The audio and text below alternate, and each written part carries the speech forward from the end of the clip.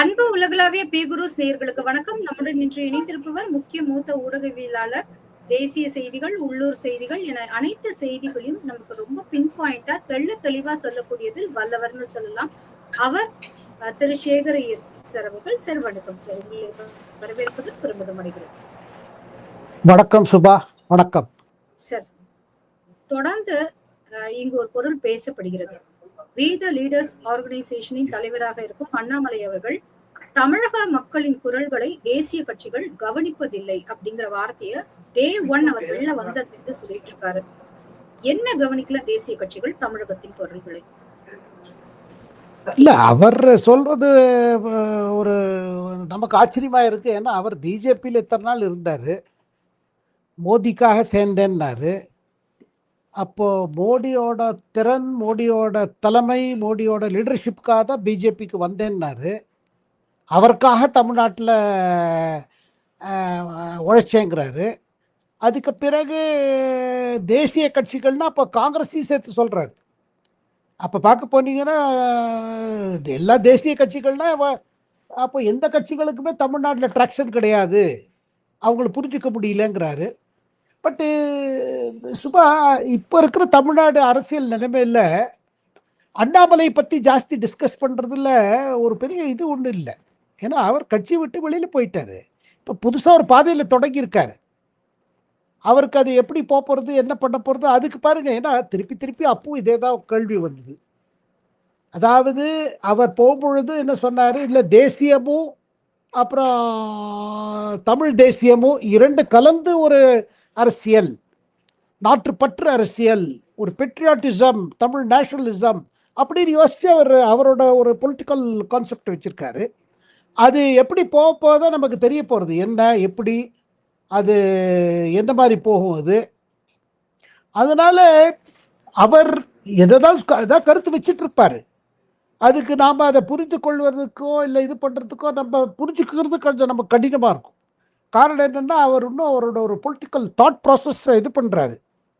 இல்லை பாருங்க, இன்னைக்கு தேதியில் என்ன இருக்குது தமிழ்நாடு அரசியல் நிலைமை பாருங்க. ஒரு பக்கம் தமிழ் வெற்றி கட்சி விஜய் தலைமையில் ஆட்சி வந்துட்டாங்க. இப்போ ஒரு கட்சியாக எல்லாம் விஜய் பக்கம் போயிட்டு இருக்கு. இதனால ஒரு அலறல் இருக்குது திமுக தலைமை. இந்த அரசு நீடிக்காது போயிடும். அவன் ஏதோ இவங்க சொன்ன உடனே ஏதாவது போயிடுமா இல்லை வருமா அந்த மாதிரி இல்லை. ஆனால் அதை சொல்ல ஆரம்பிச்சிட்டாங்க. ஏன்னா இப்போ பாருங்க, பல எம்எல்ஏக்கள், திமுக எம்எல்ஏக்கள் உட்பட அவங்களுக்கு தோணுது, இனிமேல் இப்போ இருக்கிற மாதிரி நமக்கு ஃபியூச்சர் கிடையாது. இப்போ எந்த தலைமை நமக்கு இருக்குதோ, அது அதிமுக இருக்கட்டும் திமுக இருக்கட்டும், மக்கள் மத்தியில் மூன்று நம்பிக்கை பெற முடியுங்கிற கான்ஃபிடன்ஸ் இல்லை. அந்த கான்ஃபிடன்ஸ் இல்லாதனால அவங்க யோசிக்கிறாங்க என்ன பண்ணுறது, எப்படி செய்கிறது. ஸோ அந்த கான்ஃபிடன்ஸ் இல்லாத ஒரு சுச்சுவேஷனில் விஜயோட கை ஓங்கிட்டே போகுது. அவர் எடுக்கிற முடிவுகள், அவர் செய்கிற இதெல்லாம் பார்த்தீங்கன்னா ஒன்றா பாரிட்டு வருது. அவர் இல்லை, அவர் மந்திரிகளுக்கெல்லாம் ஒன்றும் அனுபவம் இல்லை, அவருக்கே அனுபவம் இல்லை. ஆனால் இப்போ பாருங்கள், கடந்த 45 நாளில் ஒன்றுன்னா சரியாயிட்டு வருது. கலெக்டர் மீட்டிங் போடுறாரு, இது போடுறாரு.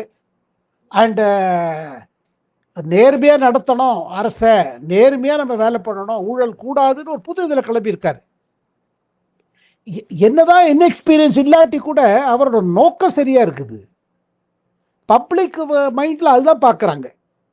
இவர் விஜய் நிஜமாவே முயற்சி செய்கிறாரா, நேர்மையா அவர் சொல்றதை செய்கிறாரா, செய்யறத சொல்றாரா. ஏன்னா இத்தனை நாள் அவங்க பார்த்துட்டாங்க என்ன அரசியல்ங்கிறத பார்த்துட்டாங்க. ஸோ அப்படி இருக்கும் பொழுது அதுதான் முக்கியமா இருக்கு. ஸோ அதனால தான் நான் என்ன யோசிக்கிறேன்னா, எப்படி இது பெருசாக இப்போ அண்ணாமலை ஒரு ஸ்பேஸுக்கு அவர் பார்க்க, அவர் இப்போ முயற்சி என்னன்னா எந்த ஸ்பேஸை பிடிக்குது. ஒரு பக்கம் திராவிடன் மாடல், திராவிட கட்சி. இப்போ அந்த கட்சிகளுக்குள்ளேயே இன்னைக்கு நம்ம கேள்விப்படுறோம், இப்போ திமுகவே யோசிக்க ஆரம்பிச்சது. ஒரு ஹிந்துவை எதிர்த்து நம்ம அரசியல் ஓடிட்டு இருக்கு பாருங்க, இந்து மதத்தை, இதுவை. இப்போ என்னன்னா இந்த தேர்தலில் சிறுபான்மையர் போட்டு எல்லாம் அங்கே ஷிஃப்ட் ஆயிடுச்சு, விஜய் கிட்ட போயிடுச்சு.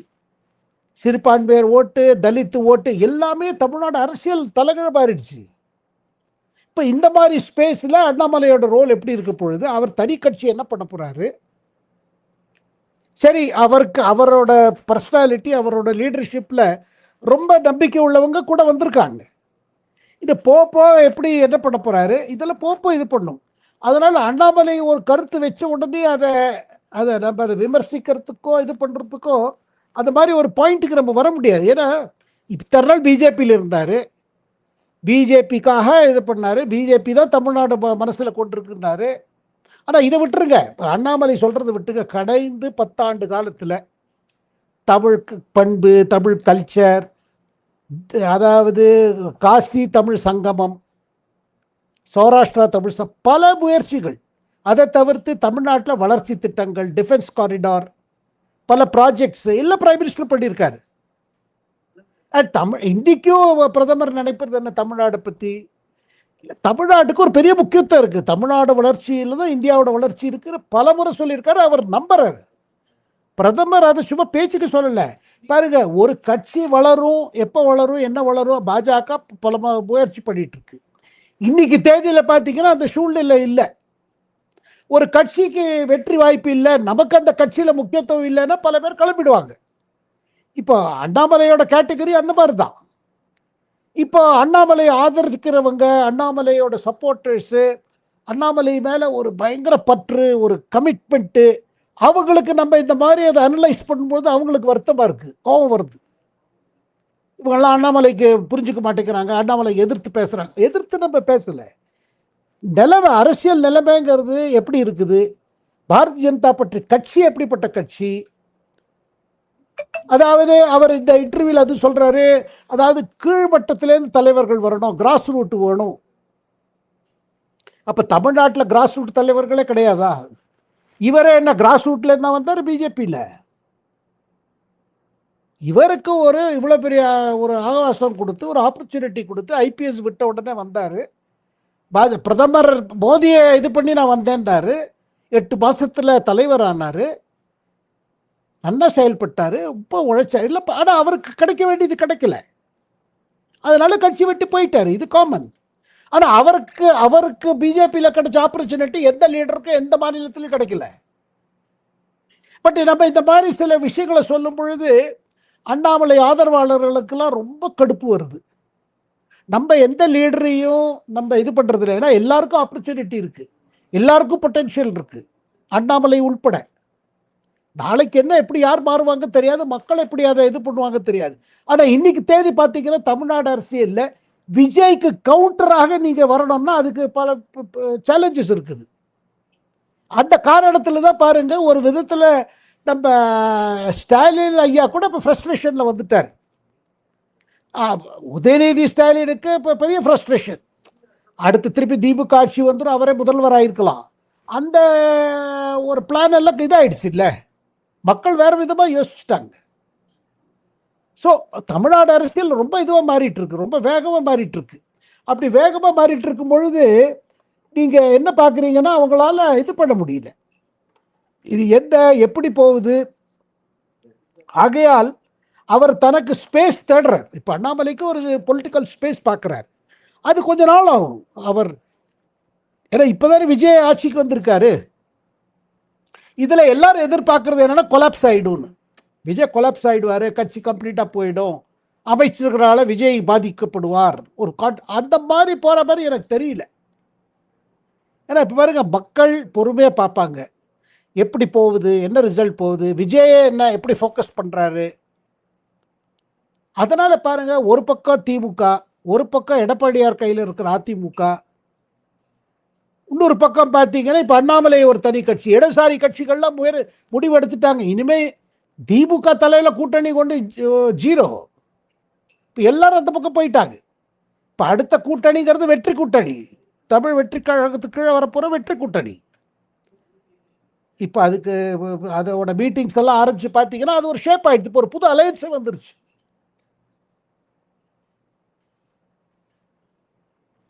சார், மற்றொரு கேள்வி. இன்று ஒரு வழக்கு வந்து அண்ணாமலை அவர்கள் வந்து டிஆர் பாலு அவர்கள் வந்து அண்ணாமலை மேல தொடுத்த வழக்குல வந்து அதை வாபஸ் வாங்கியிருக்காங்க. ஆனாலும் வாபஸ் வாங்கினாலும் நான் சமாதானம் ஆகலன்னு சொல்றாங்க. பட் வந்து எம்பி வில்சன் அவர்கள் ஒரு ப்ரெஸ் ரிலீஸ் ஒண்ணு பண்ணியிருக்காரு. அதுல 2 பேரும் கேட்டுக்கொண்டதற்கு இணங்க இது வந்து முடித்து வைக்கப்பட்டது, சமரச உடன்படிக்கை அப்படிங்கிற மாதிரி அதுல ஷோ பண்ணியிருக்காங்க. So what is the truth actually behind that case, sir? இல்லை, அதாவது இப்போ வந்து திமுக தலைமை, திமுக தலைவர்கள் எதிர்பார்க்கிறது என்னன்னா, நமக்கு ஒரு எதிர்ப்பு சக்தியை உருவாக்கணும்னா அது அண்ணாமலை மூலமாக தான் உருவாக்க முடியும். விஜய்க்கு எதிர்த்து நம்மளாலே முடியாது. இப்போ நமக்கு common enemy is Vijay. So Annamalai நமக்கு we have to make him our partner. ஏன்னா பாருங்க, டிஎம்கே ஃபைல்ஸ் இவர் மேலே பயங்கர குற்றச்சாட்டு வச்சார் அண்ணாமலை. அதுக்கு பிறகு அவர் டிஃபமேஷன் போட்டார். இப்போ வந்து என்ன, அண்ணாமலை இப்போ ரெண்டு பேரும் ஒத்துண்டு வாபஸ் பண்ணியிருக்கான்னா என்ன, அண்ணாமலை போட்ட குற்றச்சாட்டெல்லாம் தப்புன்னு ஒத்துக்கிறாரா அண்ணாமலை? இல்லை நம்ம டிஆர் பாலு அவர் என்ன நினைக்கிறாரு, இல்லை பரவாயில்ல, அதாவது எனக்கு நஷ்டம் ஈடு, சரி அவர் சொன்னது சொல்லிட்டார், பரவாயில்ல நமக்குள்ள. அப்போ இதுலேருந்து என்ன தெரிகிறதுனா, நான் முன்னாடியே சொல்லிட்டு இருக்கேன் சுபா, இதுவும் நம்ம அண்ணாமலை ஆதரவாளருக்கு பிடிக்காது. ஏன்னா எதிர்கட்சிகள் ஒற்றுமை தேவைங்கிற போது இப்போ எதிர்கட்சிகள்லாம் இப்போ டிஎம்கே கூட்டணி உடைஞ்சு போயிடுச்சு. இப்போ டிஎம்கே புது அலைஸை தேடுறாங்க. அதில் இதுவரையில் உருவாக்காத கட்சியை ஒரு அலையா பார்க்குறாங்களா திமுக தலைமை அப்படின்னு ஒரு கேள்வி வருது. ஏதாவது ஒரு அண்டர்ஸ்டாண்டிங் வந்த பிறகு தானே இந்த மாதிரி வந்திருக்கும். சரி, நமக்கு இனிமே அண்ணாமலை நம்ம சைடு தான், இனிமே அண்ணாமலை, ஏன்னா நமக்கும் அண்ணாமலை காமன் இஸ் விஜய்.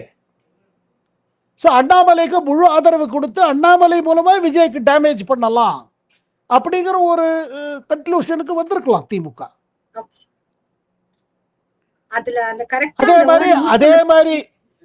அதே மாதிரி அண்ணாமலைக்கு என்ன தோணும், இப்ப எனக்கு main enemy is Vijay. Tamil Nadu பொறுத்த மட்டும் விஜய் தானே அவருக்கு மெயின் அரசியல் எதிரி. அண்ணாமலை கொள்கை எதிரி எனக்கு ஒன்றும் புரிஞ்சுக்க முடியல. பட் இப்ப அரசியல் எதிரி அவருக்கு விஜய் தான். சார், இரு தரப்பினரும் இந்த விவகாரத்தில் சமாதானமாக செல்ல சுமூக முடிவெடுத்துள்ளனர். கரெக்டா அதுல கொடுத்துருக்கப்பட்ட வார்த்தை. அது அப்படியே கடந்து வருவோம் சார். சார், நான் குறிப்பா உங்ககிட்ட கேட்க விரும்புறது என்னன்னா, மத்தியில் அமைச்சரவையில் சில ஷஃபிள்ஸ் இருக்குன்னு சொல்றாங்களே sir, how far it is true? இல்லைங்க, ஒரு எக்ஸசைஸ் நடத்திட்டு இருக்கு, இன்னைக்கு நடத்திட்டு இருக்கு. அதாவது பிரதமர் வந்து இந்த 12 ஆண்டு கால பிறகு நம்ம அரசு பல சீர்திருத்தங்கள் கொண்டு வரணும்னு நினைச்சாங்க. அந்த சீர்திருத்தங்கள் எவ்வளோ தூரம் கொண்டு வந்திருக்கோம், இன்னும் வேற என்ன செய்யணும் அதுக்கு. அதில் வந்து தன்னை அவர் ரிஃபார்ம் எக்ஸ்பிரஸ்ங்கிறாரு. ஒரு ட்ரெயின் வந்து, அதாவது இன்னும் வேகத்தில் பல மாற்றங்கள் வரணும். ஏன்னா பல பொருளாதார நிபுணர்கள்லாம் என்ன சொல்கிறாருன்னா, இங்கே பாருங்கள், இன்னும் நிறைய ரிஃபார்ம்ஸ் வந்திருக்கணும்.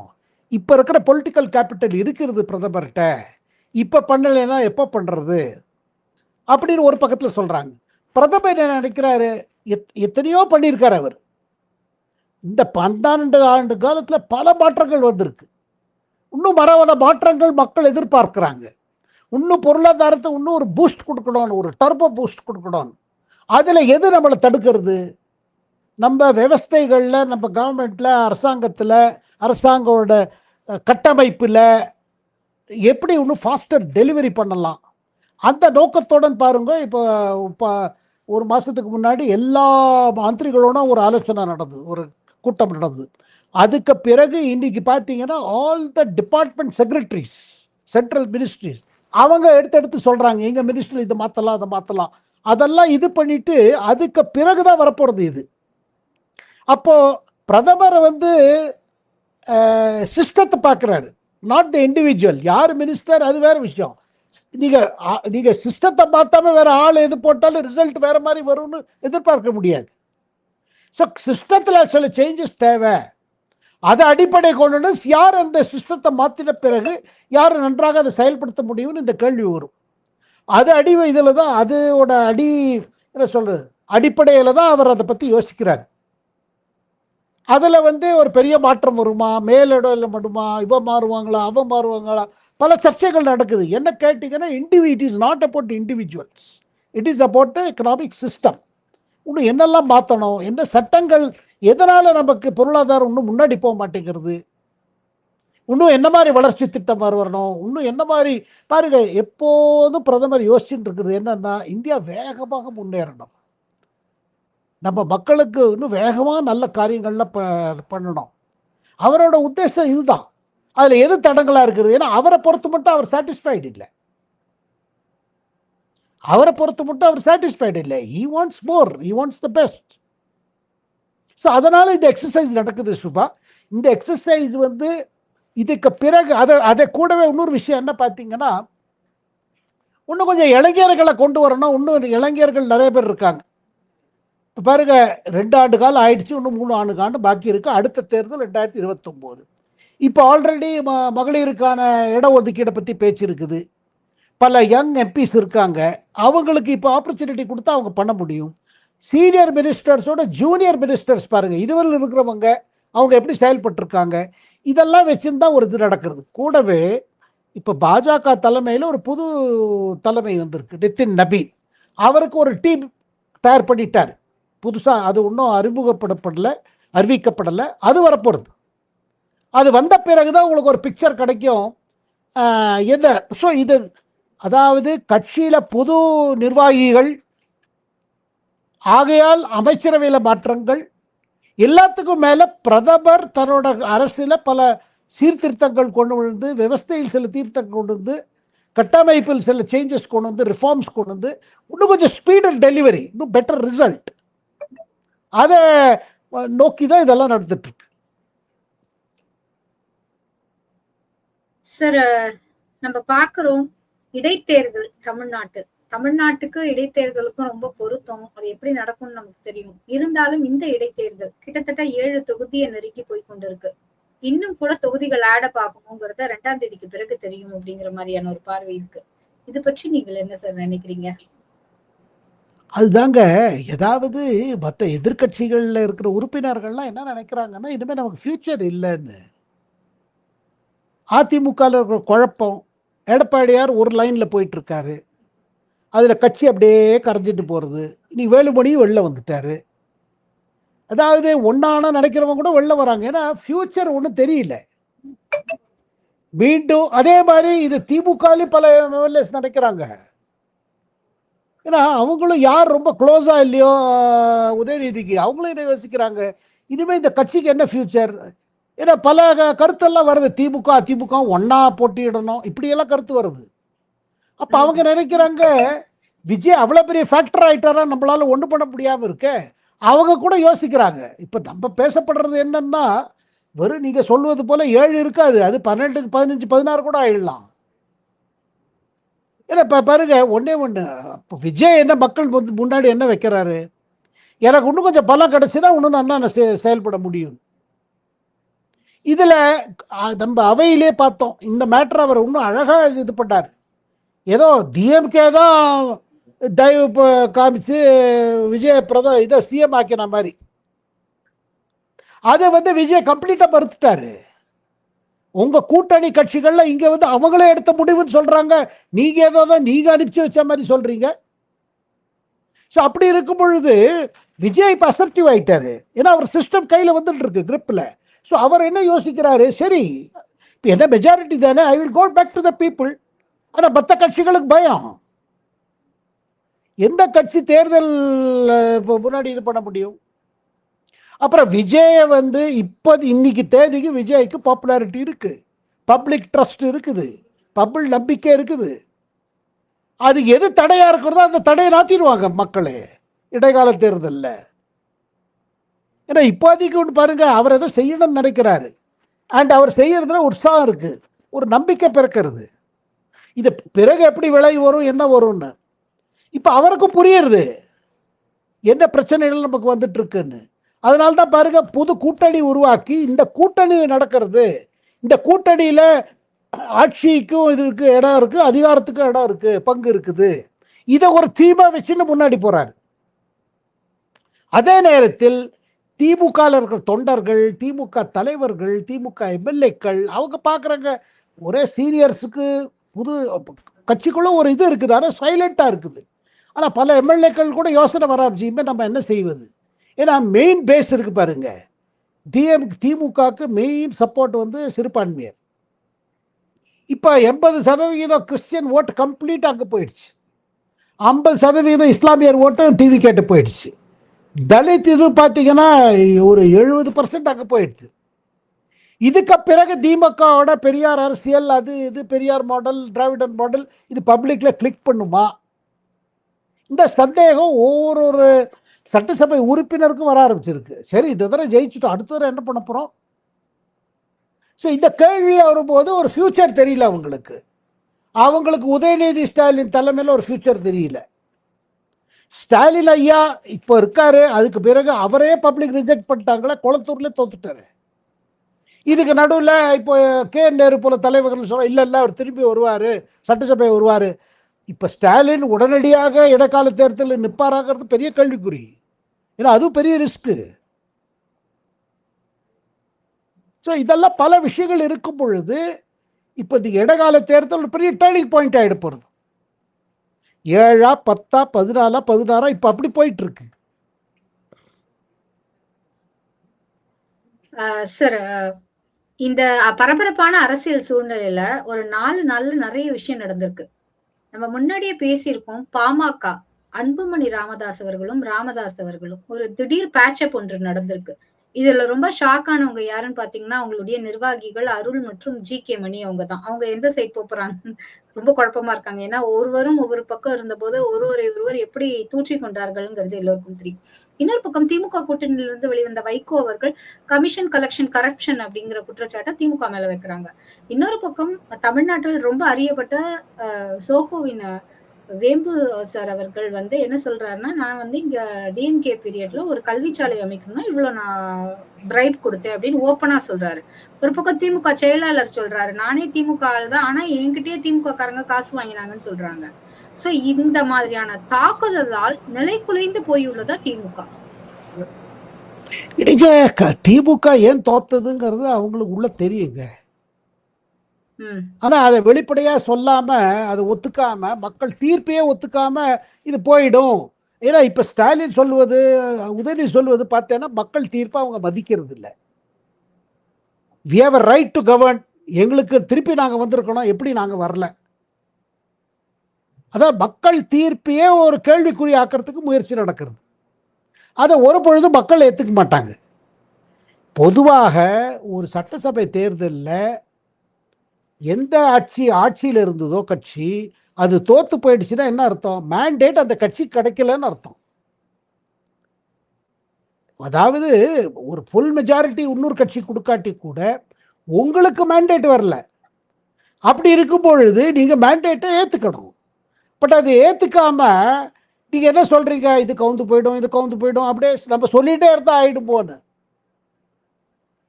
அவர் விஜய் ஒரு கங்கணம் கட்டின்னு வந்திருக்காரு.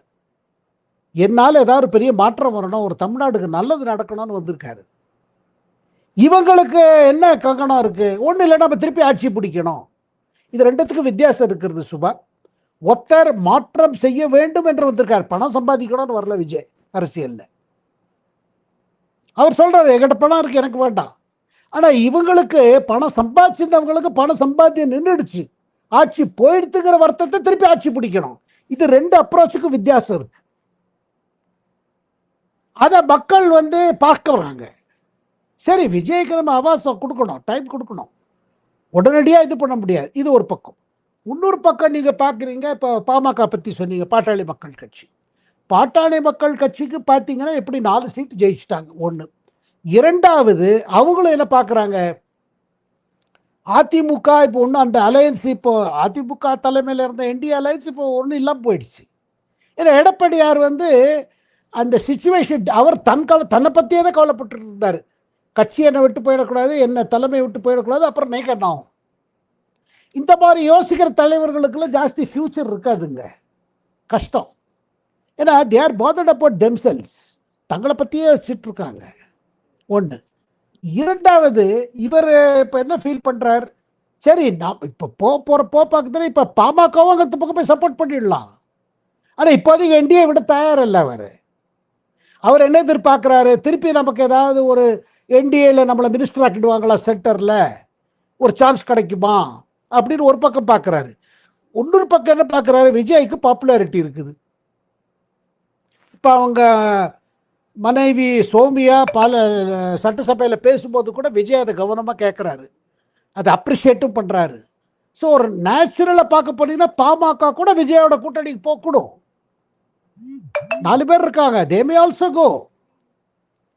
அது இந்த இடைக்கால தேர்தலுக்கு அப்புறம் ஒரு டெவலப்மெண்ட் இருக்கலாம், ஆச்சரியப்படுறதுக்கு இல்லை.